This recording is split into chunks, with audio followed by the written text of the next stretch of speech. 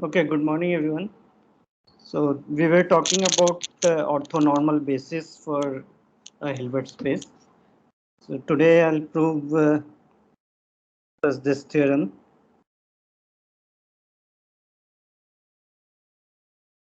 That a Hilbert space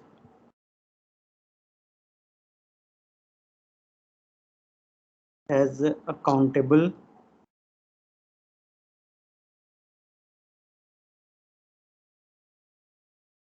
orthonormal basis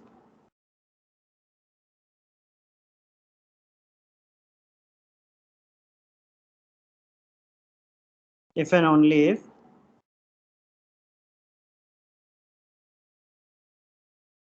it is separable.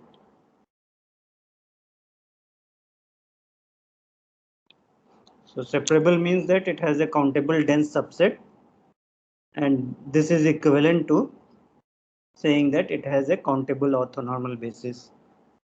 So to prove this, first of all, suppose it has countable orthonormal basis, then we have to find a countable dense subset. So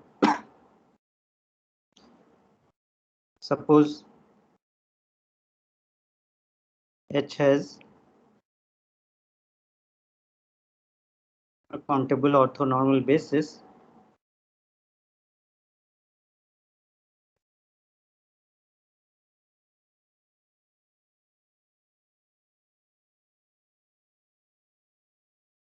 let's say En.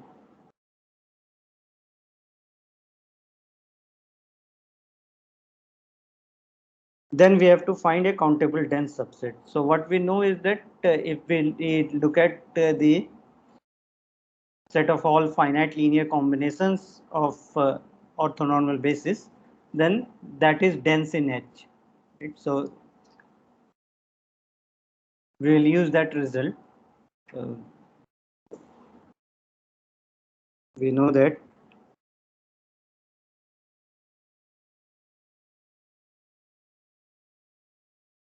the set of all finite linear combinations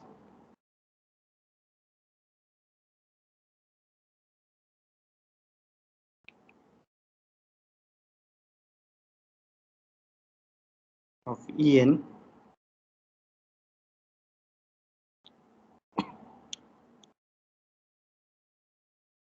this is dense in H. So from here it is easy to see how to get a countable dense subset. So you look at the a linear combination where the scalars are rational. So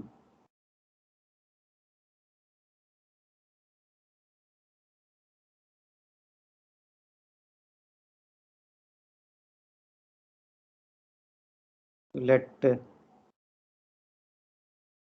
S be the set of all finite linear combinations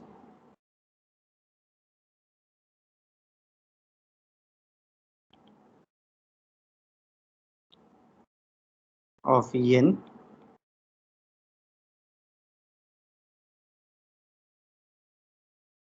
with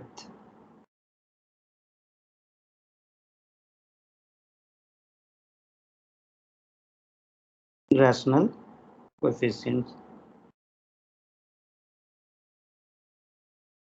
So if the field is real, then we look at summation of this alpha I ei, where alpha I are rational, and for complex, we look at the scalars such that real part and imaginary part are rational, right? So this means that for complex,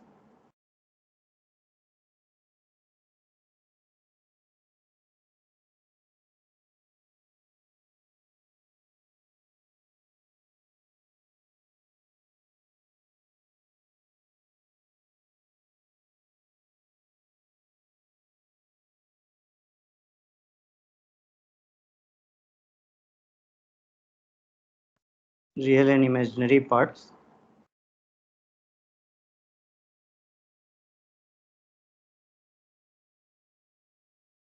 of the coefficients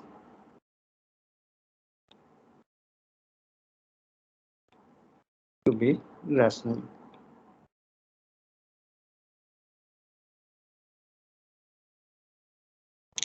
So then clearly this is a countable set, and also because the set of all finite linear combination is dense, so, and rational is dense in R, or this thing is dense in C. So therefore, we'll get that this is a countable dense subset.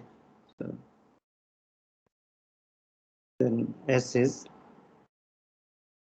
a countable dense subset.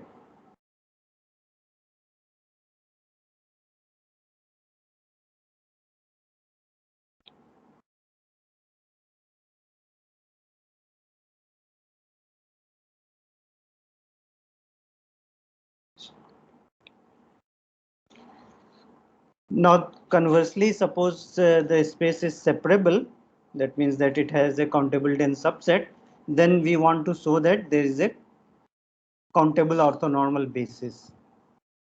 So, so we'll show that if there is any like orthonormal set, then it has to be a countable. That will prove that it cannot have uncountable orthonormal basis. So for the converse,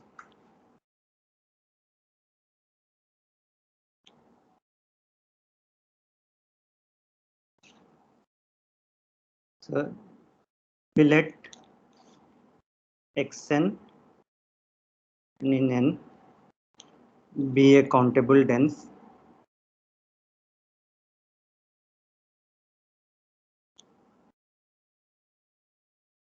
subset of H.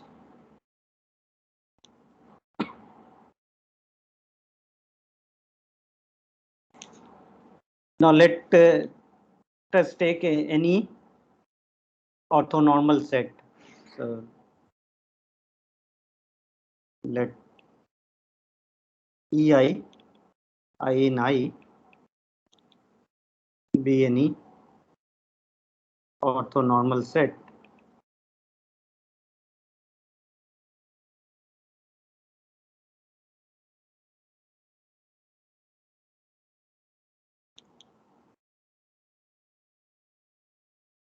So we will show that this I is countable, and that will imply that it it has a countable orthonormal basis. So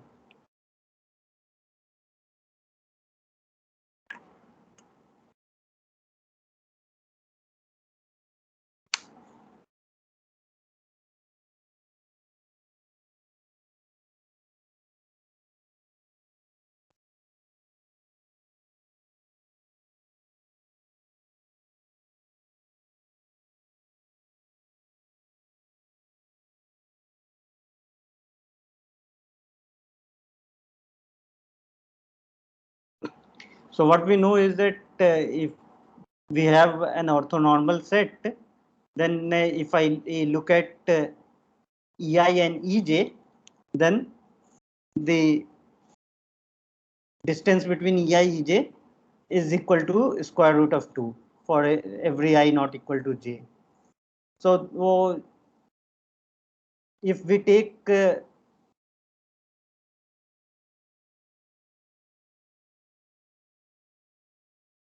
suppose balls of radius less than this distance between EI and EJ, so less than half of that distance, then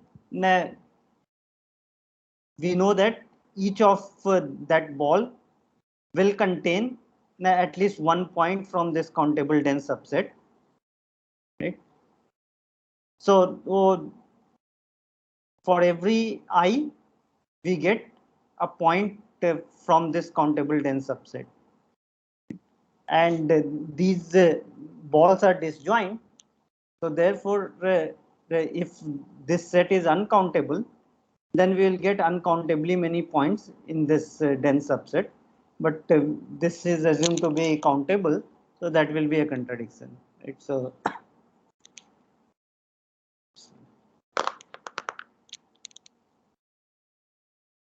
then norm of ei minus ej, this is equal to root 2 for all I not equal to j. So if we take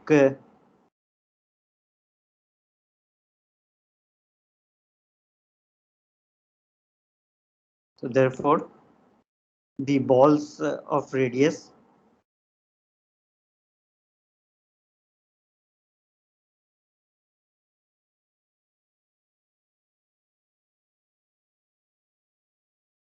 let's say bei comma root 2 by 2 for I in I, these are pairwise disjoint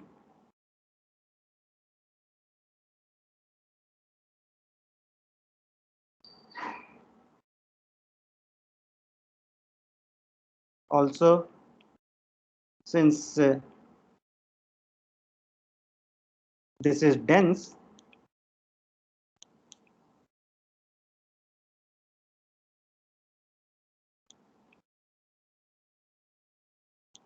each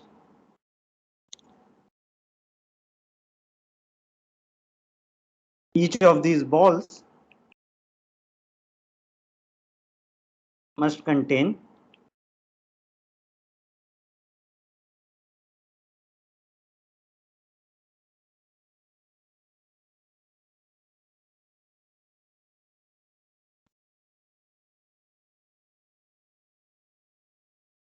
a point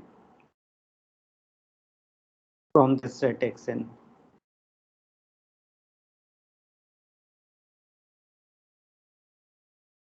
So this will imply that this I is countable,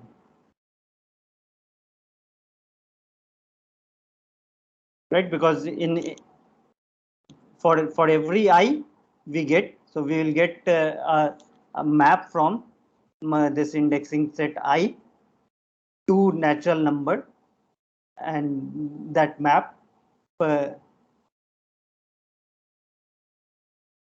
is one map, right? Because if we take two different I's, then we cannot get same xn, right? Because these are disjoint. So therefore we get one map from I to n, and that implies that I must be countable. So this proves that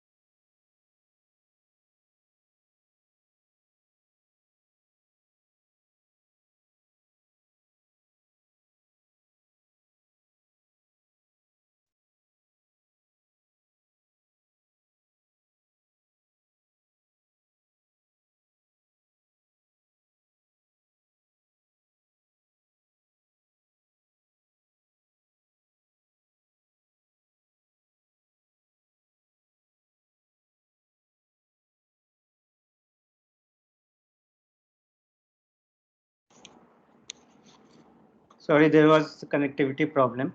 So yeah, so this proves that H has a countable orthonormal basis.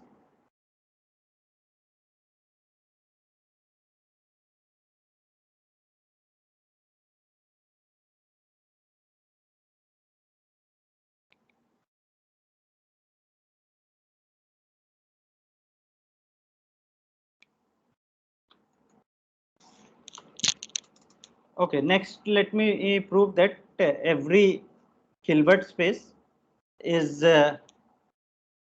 isometrically isomorphic to L2 space. So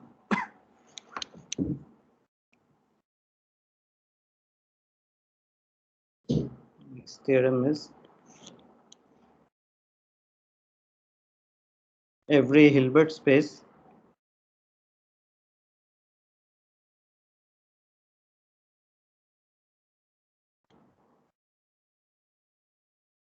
is isometrically isomorphic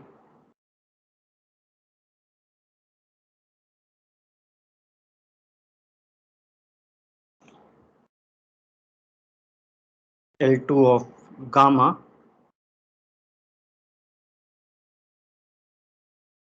for some gamma.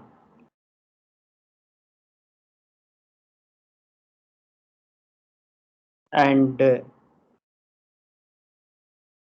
if we take a separable Hilbert space, then it is isomorphic to the L2 space, which is L2 of n.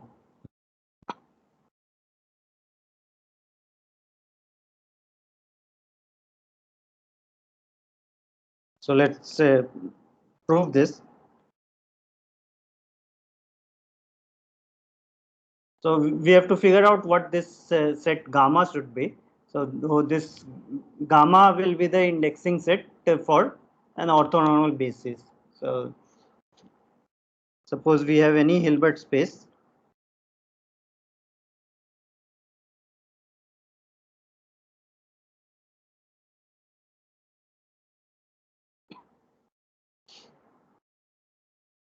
And suppose we take an orthonormal basis for this.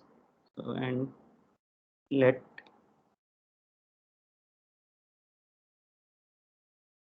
let's call this as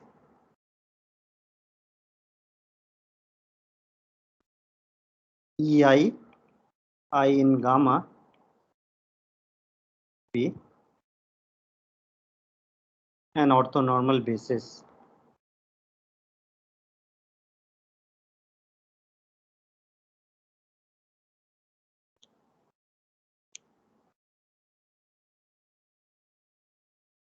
So this set gamma can be uncountable also. For separable Hilbert space, this gamma will be countable. Otherwise, it can be uncountable. So we will show that this H is uh, isometrically isomorphic to L2 of gamma. So what we know is that since this is an orthonormal basis, in the last class we showed that we have the Parseval's identity, which says that x can be written as uh, let me show that.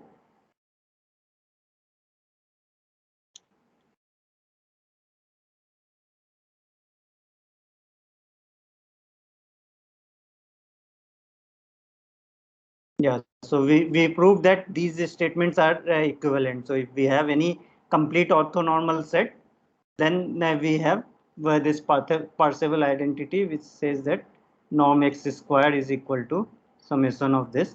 And also we have that this x can be written as summation of x inner product ei times ei for I in I.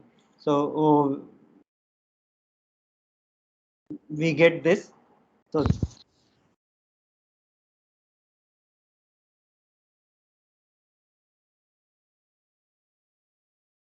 then we know that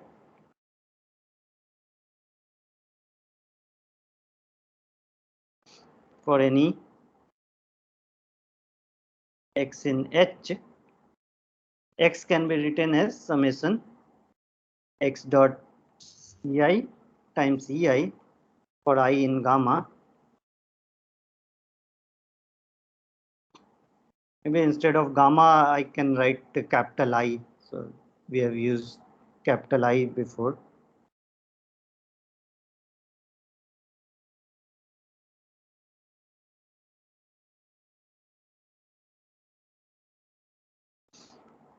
So x is equal to summation x Ei and norm of x square is equal to summation of mod x dot Ei square.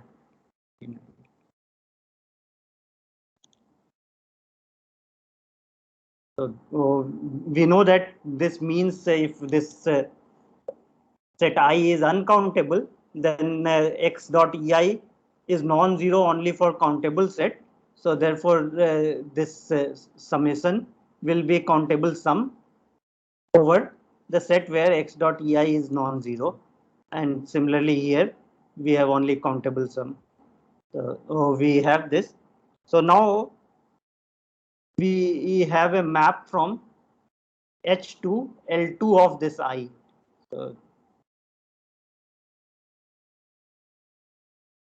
so what is that map? So for any x, we have these scalars x dot Ei. So, so let's define this.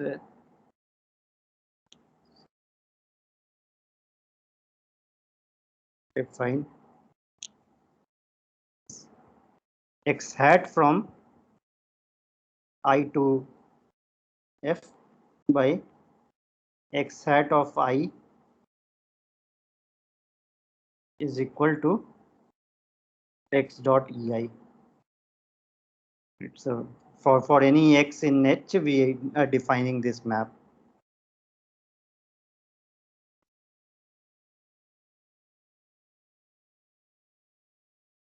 For x belonging to H, x hat is a map from I to the field of scalars given by this. So then we know that this x hat belongs to then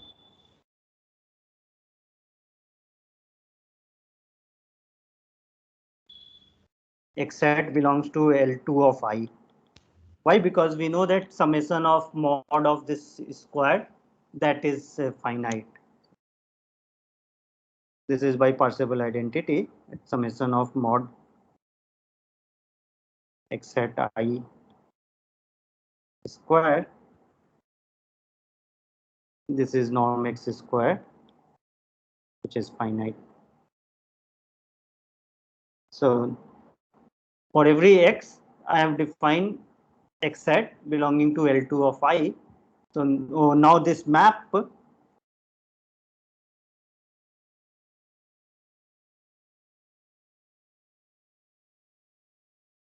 let phi from H to L2 of I be phi of x is equal to x hat. So then this phi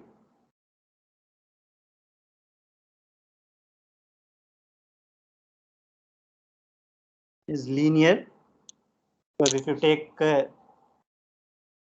say x plus y, then uh, x plus y hat of I is equal to x plus y dot Ei. So that is the x dot Ei plus y dot Ei, which is x hat I plus y at I. And similarly for scalar multiple, you will get this. So phi is linear. Also, phi is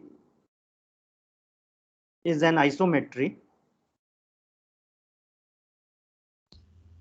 So that follows by again this Parseval's identity, because the norm of phi x square is norm of x hat square, which is this summation, and that is the same as norm x squared. So therefore norm of phi x is equal to norm of x. So this is an isometry, and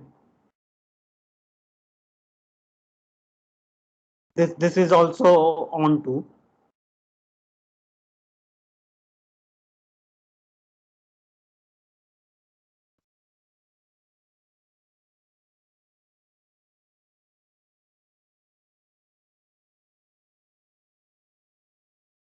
Because if we take anything in L2 of I, then uh, you consider this summation of alpha I ei. So that will be an element of H, and therefore we get that this map phi is onto. So this will show that H is isometrically isomorphic to L2 of I.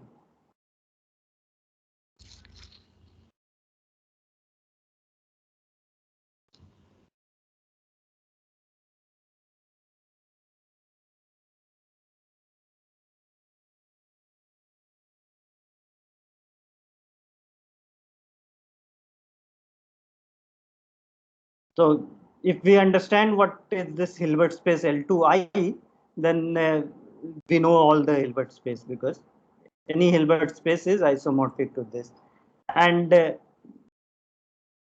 as a corollary, if we have any separable Hilbert space, then we know that it has a countable orthonormal basis, and therefore the Hilbert space will be isomorphic to L2 of n, which is same as L2. So corollary, every separable Hilbert space is isometrically isomorphic to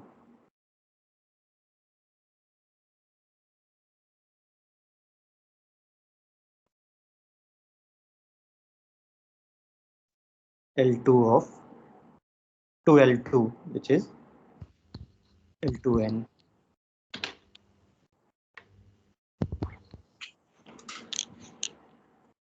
So this is because the if it is separable Hilbert space, then it has a countable orthonormal basis,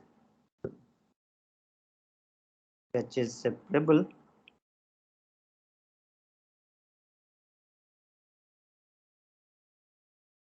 Then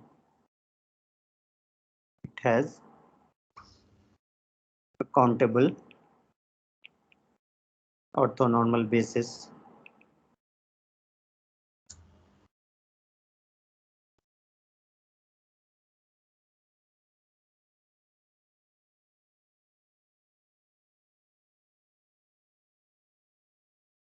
En and Mn.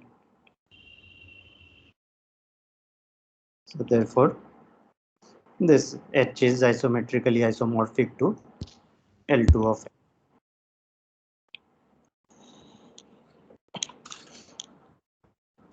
And if it is finite dimensional, then it will be isomorphic to L2 of 1 to up to n. So that means that the Euclidean space, finite dimensional Euclidean space.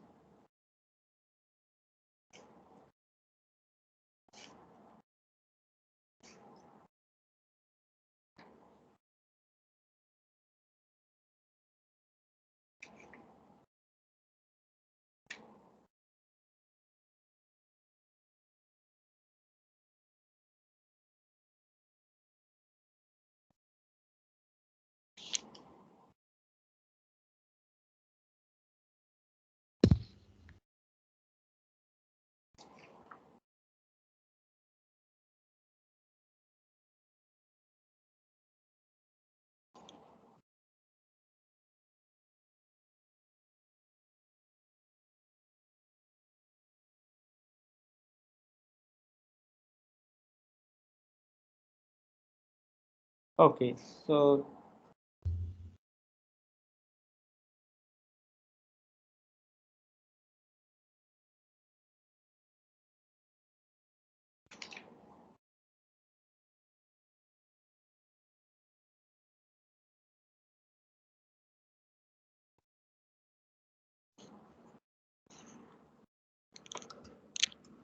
next we will discuss about compact operators. Now we'll start a new topic.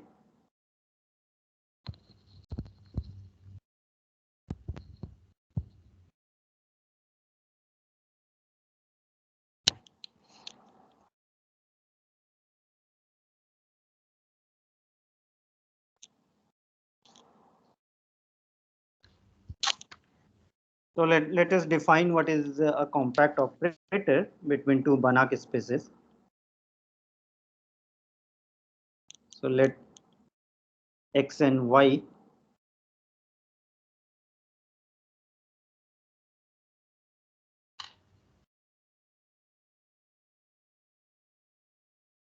be Banach spaces.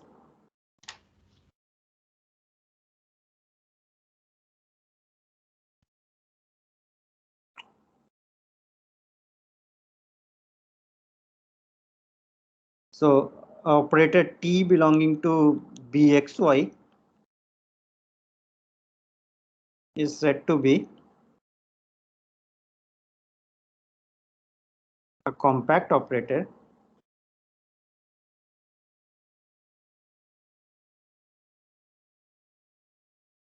if T of B is relatively compact.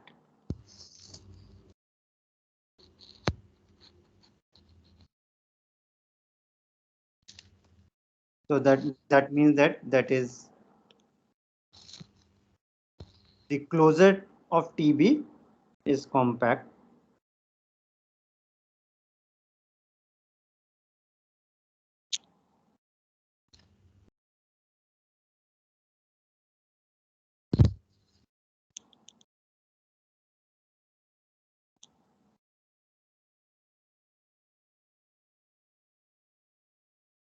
So this T of B is a subset of Y. So in Y, that the TB closure is compact, where B we are taking as the unit ball of X.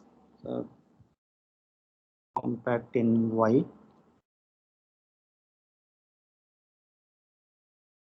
where B is the closed unit ball of X. So remember that a linear operator is bounded if T of B is bounded for the unit ball. Right? Here we are saying that T of B closure is compact.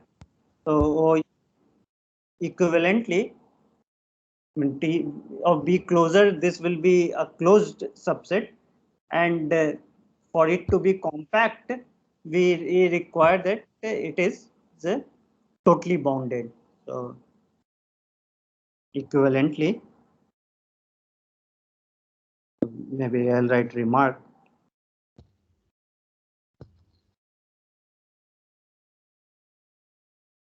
T is compact if and only if T of B is totally bounded.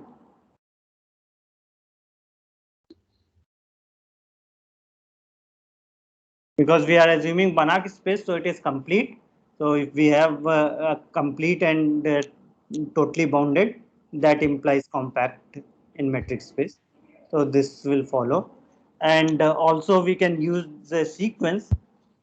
So T is compact if and only if for every bounded sequence, there is a convergent subsequence of T of Xn. So for every bounded sequence Xn in X, Txn has a convergent subsequence.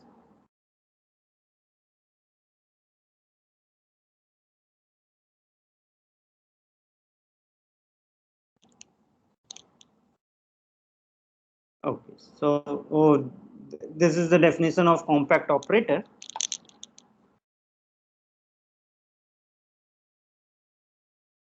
And let us use notation.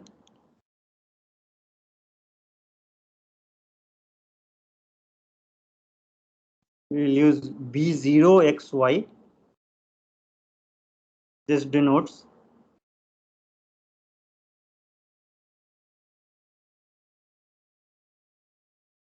the set of all compact operators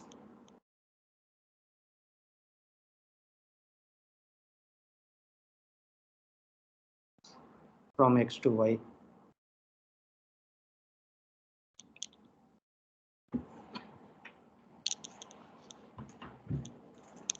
And if we write B0 of X, that will be set of all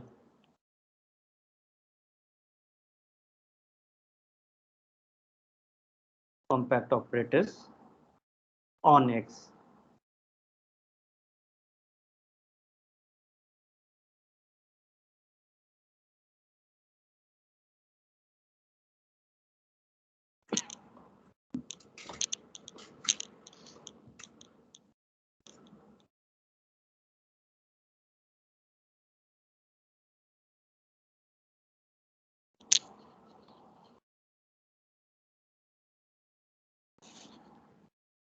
Also, let us define finite rank operator. Listen. So can you explain those remarks again, sir? Yeah. So the first one. So okay. So what do you know about a compact subset in a metric space? Do you know any equivalent criteria for compactness? Yes, sir. Sequentially or limit compact. Right. So one is if it is this sequentially compact, then it is compact, right? So what is that? That means that every sequence has a convergent subsequence in a compact set, right? Is it Yes, sir. okay? So that is what the second remark is, that we are saying that T is compact. Suppose T is compact. What does that mean? That means that if I take, yeah. So first of all, let me say this, that here in the definition I am saying that compactness means that the image of unit ball, its closure is compact in Y, right? Now, because this is a linear map, this also implies that the image of any bounded set, suppose I take instead of B any bounded subset of X, then its image is also relatively compact in Y, right? Yes, sir. So now if I take any bounded sequence Xn, then what we know is that T of Xn, if I look at the image T of Xn, its closure is compact, right? So that will mean that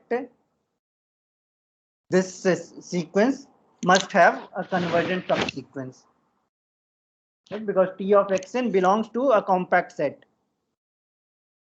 Is it okay? Yes, sir. And first one. And conversely also. And the first one is that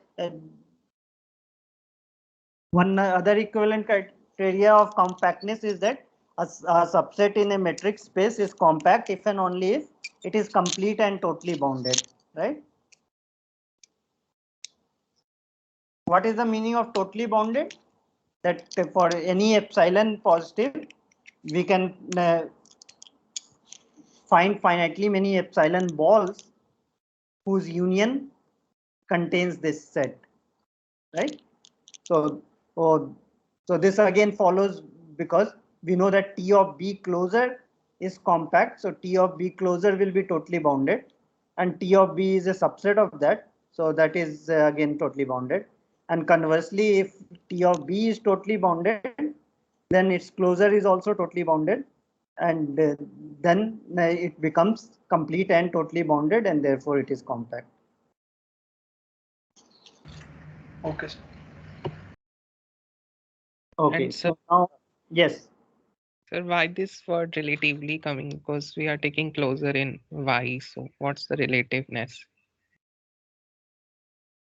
No, this is, I mean, sometimes it is called pre-compact because it may not be compact, but its closure is compact, right?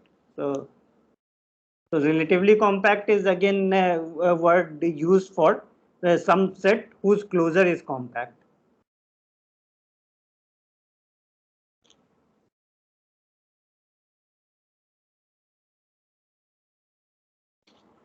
So this you can take as definition that just this means that TB closure is compact.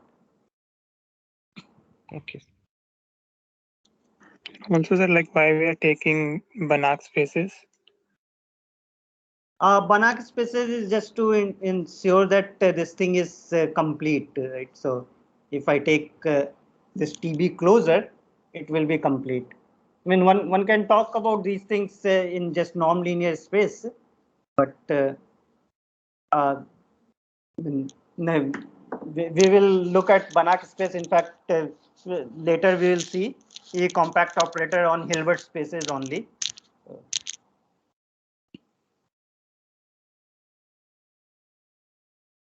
Okay, sir. All right. So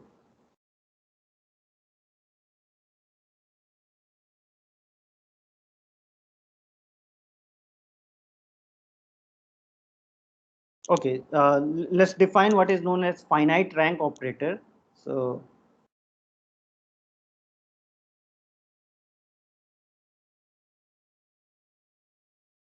a finite rank operator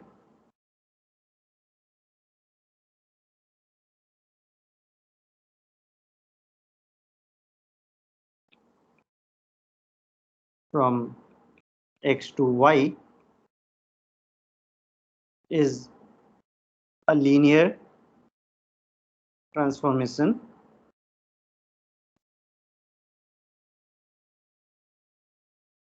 from X to Y such that a linear transformation set T from X to Y such that the dimension of image of T, this is finite, right? So rank, you know, rank of a linear operator is the dimension of the image of T. So this is just saying that rank of T is finite.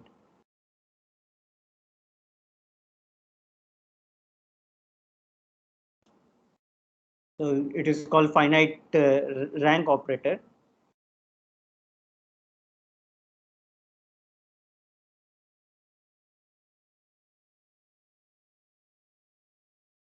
And let us use notation also. So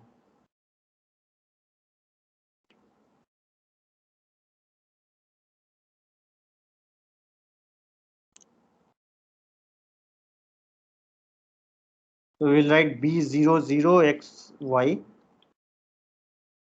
This is set of all bounded finite rank operators.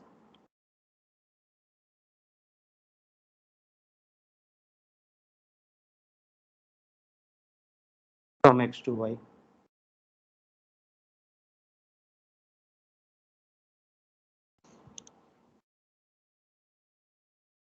So note that the finite rank operator need not be bounded, because we have only defined that finite rank operator means that it is a linear transformation and the image space is finite dimensional. So we know that there exists unbounded, for example, if you take unbounded linear functional on a Banach space, then the image is just the a set of scalar which is one dimensional. So but it will be finite rank because the dimension is finite, right? So a finite rank operator, the way we have defined, it need not be bounded, but when we write this notation b0 xy, this is the a set of all bounded and finite rank operators. So we have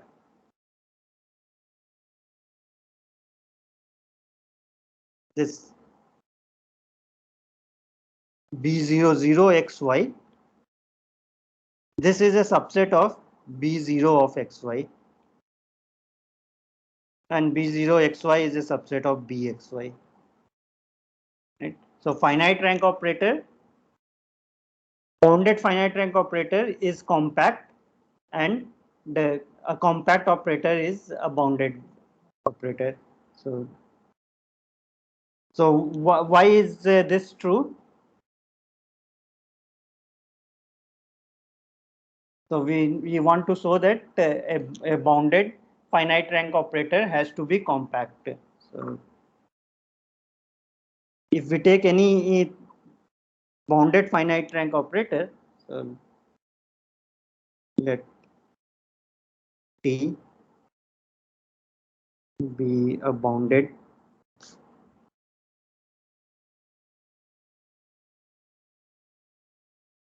finite rank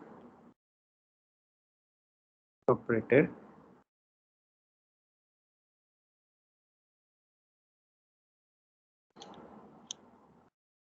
Then we want to show that T is a compact operator. So if we take the image of this T, so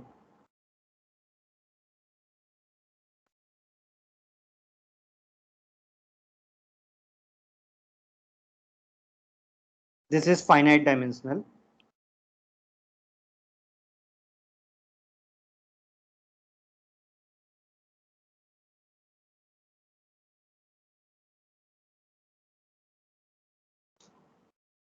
So this will imply that let's write this as Z. So Z equal to image of T. This is finite dimensional. So this will imply that if we look at the a closed unit ball of this Z, this will be finite dimensional. So therefore, this will be compact. So if we look at Z in Z, is that norm Z is less than equal to 1. This is compact.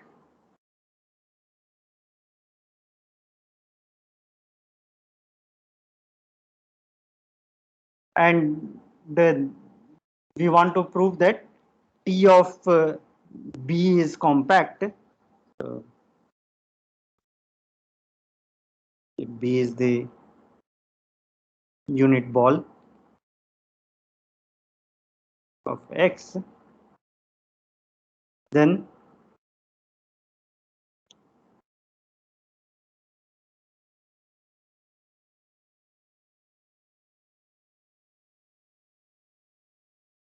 if we look at T of B, this is a subset of norm T times. Let us write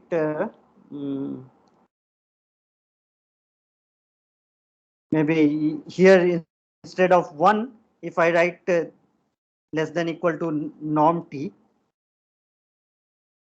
then this is also compact because this is a closed and bounded subset, right? So This is a compact set. Let's write this as some k. So k equal to z in z such that norm z less than equal to norm t. This is compact. So now what we have is the T of B is a subset of this K. Since if we take any X in B, this implies norm of T of X is less than equal to norm T, and which implies that this T of X belongs to K.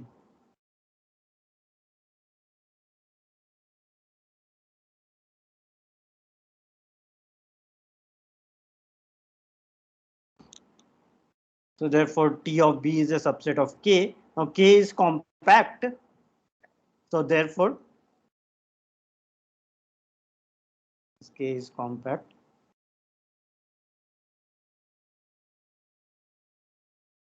T of B closer is compact, because any closed subset of compact is compact. Right? So this is a closed subset of this compact set, so it is compact. So this shows that any bounded finite rank operator is compact, and any compact operator is bounded. That is also true.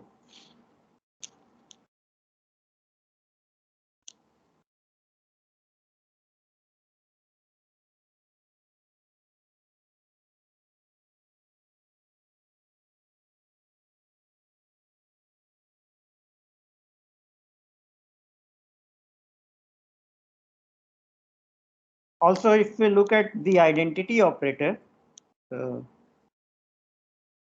the identity operator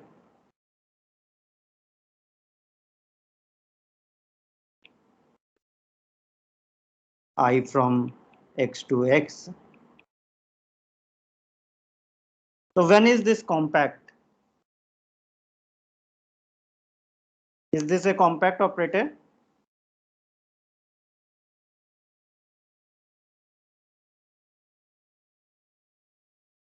This is compact if and only if X is finite dimensional.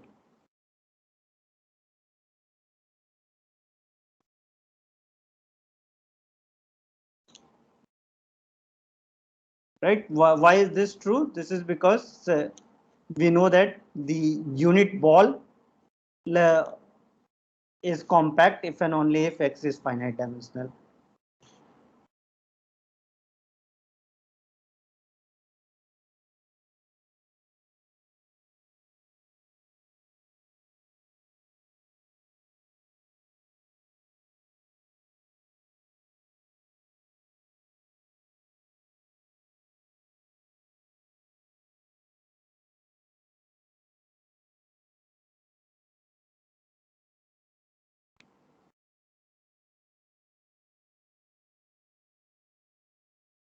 So if you take any infinite dimensional Banach space, then the identity operator will not be compact.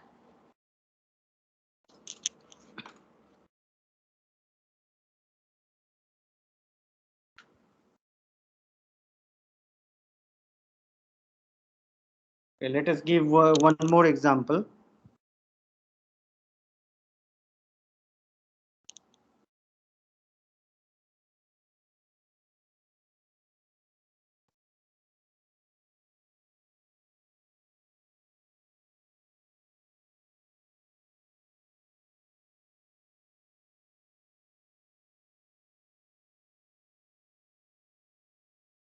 So let X be equal to C01 with sup norm.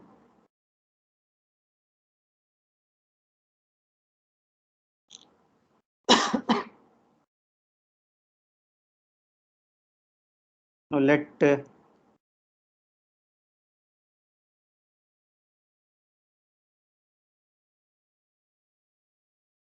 K from 0 1 cross 0 1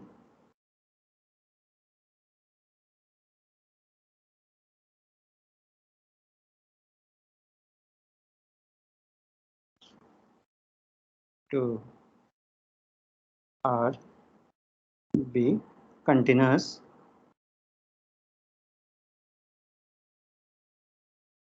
we can take R or C, whatever. So we have a continuous map. So now we can define the operator on X. So define T from X to X by T of any F. So this again will be, we want it to be a continuous function on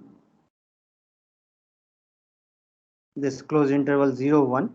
So Tf of X we are defining as integral from 0 to 1 of K of xy times Fy dy.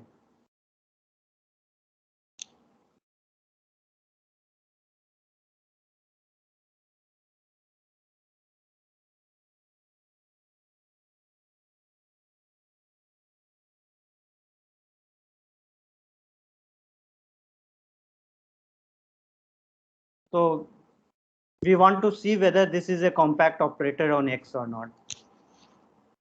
So,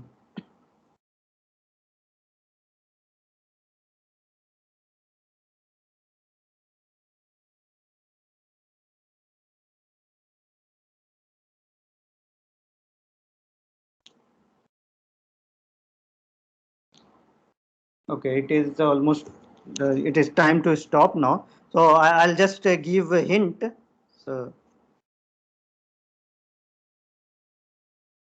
use the Arzela-Ascoli theorem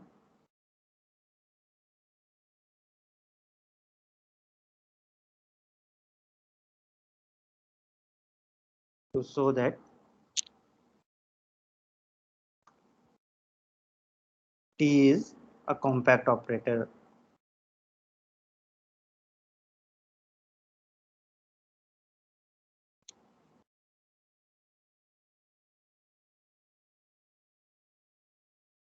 So you only have to show the that if you take the unit ball of X, then T of B, we have to show that its closure is compact. So if we show that T of B is equicontinuous and uniformly bounded, then by Arzela-Ascoli theorem, its closure will be compact, and that will imply that T is a compact operator. So you can try proving this using Arzela-Ascoli theorem. Otherwise, if there is difficulty, then I'll do that next in the next class tomorrow. So note that this week we have on Saturday also is Friday's schedule. So we'll have class tomorrow and on Saturday. Also, there is one announcement about quiz. So next week we will have one quiz, and the topic will be on Hilbert space. So I'll send the detail by email, the exact date, but you should be prepared for the quiz next week.